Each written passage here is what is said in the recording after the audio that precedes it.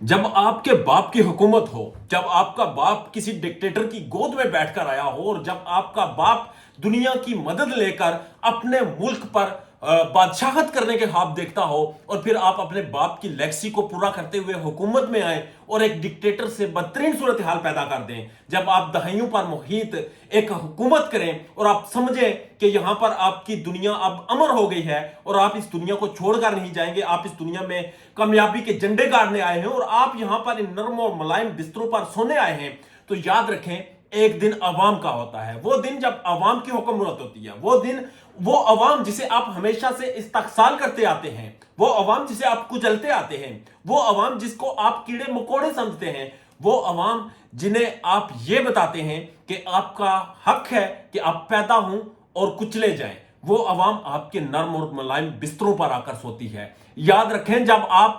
इंसान को इंसान ही समझते, याद रखें जब आप अपने बाप की लेगेसी को पूरा करते हुए अपने बाप की कायम करदा एम्पायर को अपनी जागीर समझते हुए हुकूमत करते हैं और अवाम को अवाम नहीं समझते, अवाम को रयाया समझते हैं, तो याद रखें लोग आपके वॉशरूम इस्तेमाल करते हैं, लोग आपके नरम और मुलायम बिस्तरों पर आकर सोते हैं, आपके घर से आपके खाने पीने का सामान उठाकर ले जाते हैं, आपकी कुर्सियां, आपके टेबल, आपके घर में मौजूद एक एक चीज, आपके चरिंदो परिंद, आपके परिंदों के साथ जानवरों के साथ लगाव होता है, आपकी इमोशनल अटैचमेंट जिन चीजों के साथ होती है वो अवाम ले जाती है। याद रखें आज जो बांग्लादेश में हुआ है ये दुनिया के लिए और आसपास के खित्ते के लिए, आसपास के रीजन के लिए एक मैसेज है कि आप अवाम को इज्जत दें, आप वोट को इज्जत दें, आप अवाम के वोट का ख्याल रखें, आप अवाम की राय का ख्याल रखें, आप मुल्क में मौजूद आइन और कानून का ख्याल रखें, वरना आपके साथ वो कुछ हो सकता है जो कि बांग्लादेश में हो रहा है।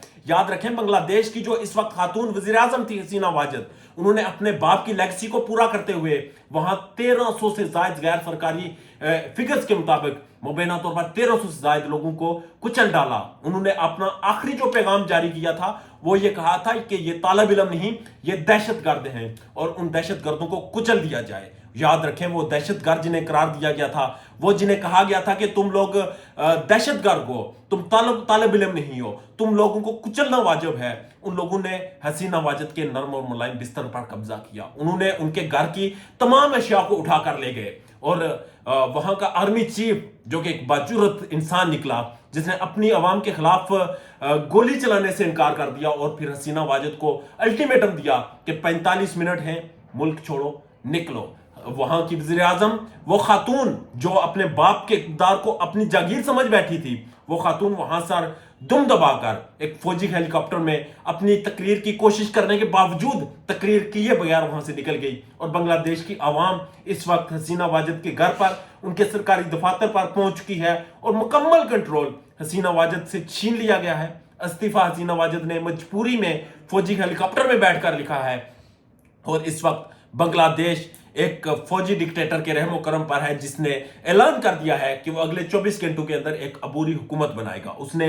बगैर किसी हेलो हिज्जत के, उसने बगैर किसी लालच के, मार्शल लॉ लाए बगैर उसने कहा कि मैं अबूरी हुकूमत बनाऊंगा और इस मुल्क को डेमोक्रेटिकली स्ट्रॉन्ग करूंगा। हसीना वाजिद की वो लेगेसी, वो इक़्तिदार वो खत्म हो चुका है। तो ये आसपास के रीजन के लिए, ये स्पेशली पाकिस्तान के लिए एक मैसेज है, जहां पर मौजूद इस वक्त एक फस्तैयत बरी हुकूमत, यहां पर मौजूद एक अपने बाप की जागीर पूरी करती हुई पंजाब में मरियम नवाज के लिए पैगाम है कि आप देख लें कि जब आप अवाम को अवाम नहीं समझते, जब आप ये कहते हैं कि सोशल मीडिया पर आपके खिलाफ कोई बात नहीं कर सकता, जब आप बात करने वालों को दहशतगर्द डिक्लेयर करते हैं, आप याद रखें जब आप अवाम के वोट को इज्जत नहीं देते तो इंजाम क्या होता है। डरे उस वक्त से, डरे उस वक्त से जब अवाम अपना कंट्रोल खुद ले लेगी, अपने सरकारी दफातर जो अवाम की मलकियत है वो ले लेगी, उस दिन से खौफ खाएं और अवाम के वोट को इज्जत दें, अवाम की राय को इज्जत दें। अवाम के लिए अगर आपने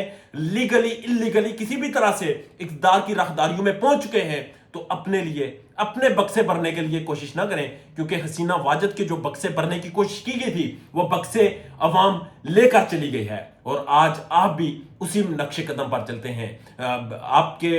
इंतहाई चहीते सोहेल वड़ैच साहब ये लिखते हैं कुछ माह पहले कि पाकिस्तान में एक मजबूत डेमोक्रेटिक सेटअप लाया जाएगा, मजबूत सेटअप बांग्लादेश के जो है वो جس طرح بنگلہ دیش میں سیٹ اپ ہے ویسا سیٹ اپ لایا جائے گا. تو یاد رکھیں سہیل وڑائچ صاحب نے